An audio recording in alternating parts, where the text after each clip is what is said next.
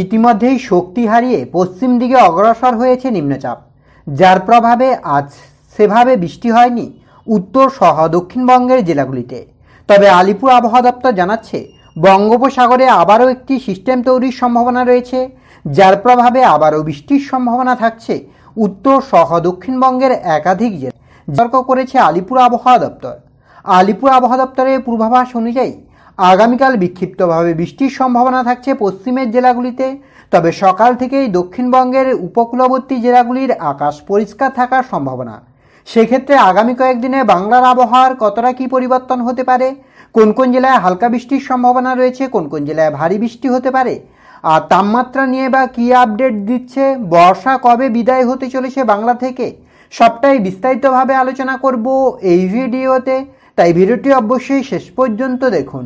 আর এই মুহূর্তে আপনার অঞ্চলে আবহাওয়া কেমন তাও বিস্তারিতভাবে কমেন্ট করে জানান।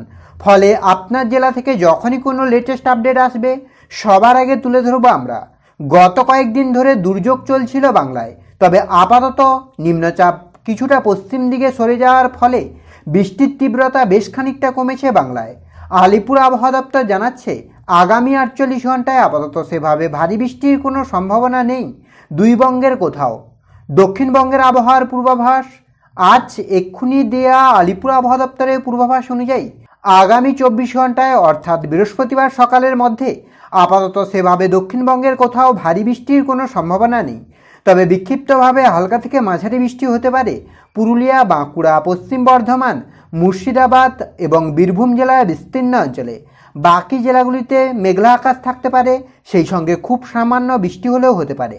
পরবর্তী 24 ঘন্টায় অর্থাৎ বৃহস্পতিবারও সেভাবে আপাতত ভারী বৃষ্টির কোনো সম্ভাবনা নেই বলেই জানাচ্ছে আলিপুর আবহাওয়া দপ্তর।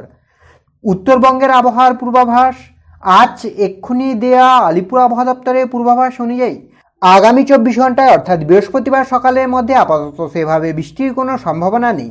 আপাতত আকাশ পরিষ্কার থাকবে। তবে উপকূলবর্তী দার্জিলিং এবং কালিম্পংয়ে বিক্ষিপ্তভাবে হালকা থেকে মাঝারি বৃষ্টি, বাকি হিমালয়ের পাদদেশ সংলগ্ন 5 জেলায় খুব সামান্য বৃষ্টি হলেও হতে পারে।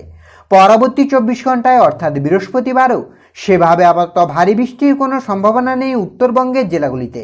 কলকাতার আবহাওয়ার পূর্বাভাস আজ এক্ষুনি দেয়া আলিপুর আবহাওয়া দপ্তরের পূর্বাভাস অনুযায়ী আগামী 48 ঘন্টায় অর্থাৎ বুধবার এবং বৃহস্পতিবার সেভাবে ভারী বৃষ্টির কোনো সম্ভাবনা নেই শহর কলকাতায়।